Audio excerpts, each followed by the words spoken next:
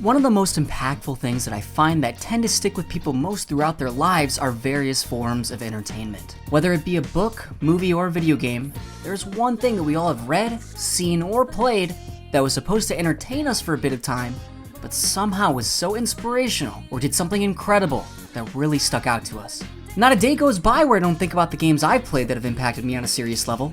Persona 4 and Jet Set Radio are two games that I think about every single day of my life since I played them. However, it's not just that. I feel that every single one of us has experienced a form of entertainment that's shaped who we are.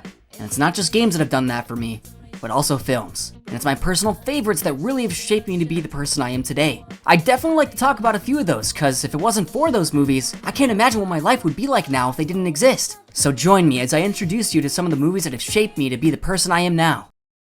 Bell bottoms. Bell bottoms.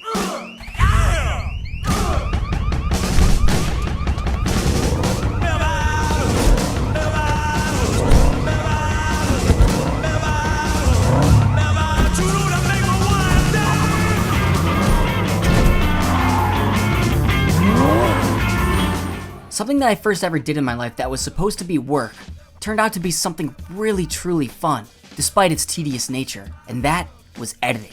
When I began editing my first video, I absolutely loved it because the video I was putting together had a lot of passion behind it, and I was making it better with each frame in very minor details that maybe no one would even notice.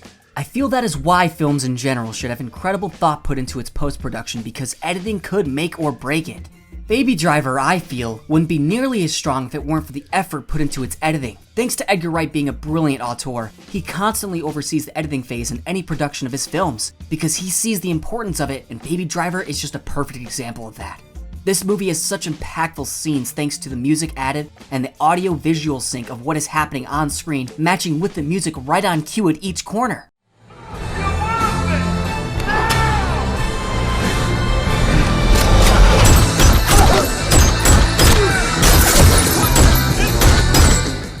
The movie has a brilliant story about a boy named Baby. Ansel Elgort plays a getaway driver in Atlanta, and he's very good at what he does. With each action scene, the stakes go from 0 to 100 real quick as we meet dark characters throughout its 2-hour runtime. Baby's initial moral detachment manifests through his reliance on music, being an escape from his tinnitus and the chaos around him. And it's what makes him a great character to follow as you can relate to him in a lot of ways. Baby's story is something so engaging to watch due to the audience genuinely caring for him because he's a good guy just wrapped up in bad guy affairs. If you like other films done by Edgar Wright, such as Hot Fuzz, Shaun of the Dead, and Scott Pilgrim, I feel that you will fall in love with this one.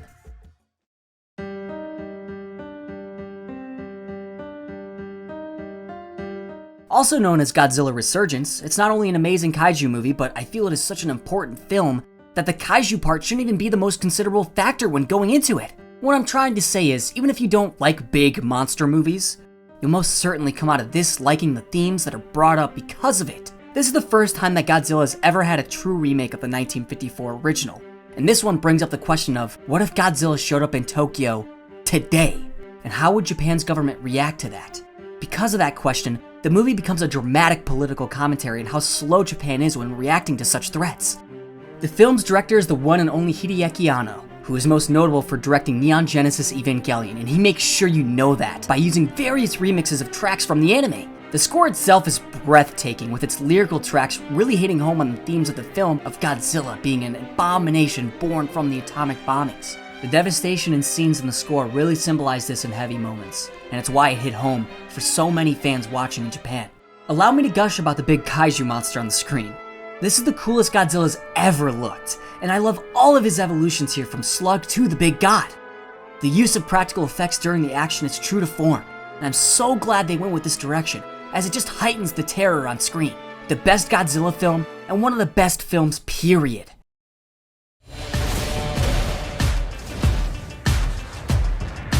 Is there anything I can say that hasn't already been said? Miles' story is an inspiration, and something anyone can relate to. The story told here has a personality that hasn't been replicated due to its unpredictability, keeping it entertaining throughout. Throughout the adventure, we are taught important life lessons like how to cope with the loss of loved ones, and how we all can be heroes if we do what is right. That person who helps others simply because it should or must be done, and because it is the right thing to do, is indeed without a doubt a real superhero. I love the spark that this movie brings to a person when I see the tear that's brought to their eyes when they watch this movie. The depth and growth the characters go through feel real due to brilliant performances by the stellar cast.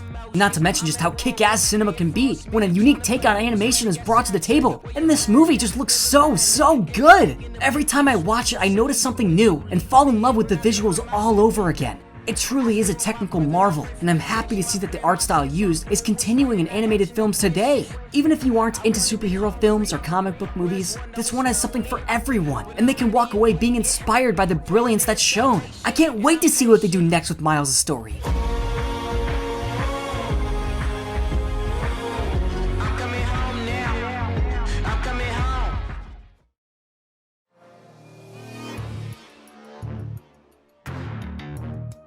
I love the characters and concept of this film so much. I have a soft spot for this one because the found footage genre is kind of a guilty pleasure of mine. We follow 3 high schoolers, Andrew, Matt, and Steve, as they have gained telekinetic powers and learn how to deal with them. This movie had a really small budget compared to the AAA films it was up against, but was a standout for its concept, performances, and breathtaking shots. That ability theirs and being from a POV angle allows the cinematography to shine due to the camera floating because of the boys' power. I'll be honest, the CGI hasn't aged very well due to its extremely low budget, but its writing and acting are what makes it a must-see today. I don't want to say too much about this one in fear of spoiling it for you, but if you love movies like Akira, Carrie, and The Fury, you'll definitely like this film, as it takes direct influences from them. Andrew's dilemma of being a high school boy bullied and gaining this new ability and what happens in its dark turn is what makes this so strong.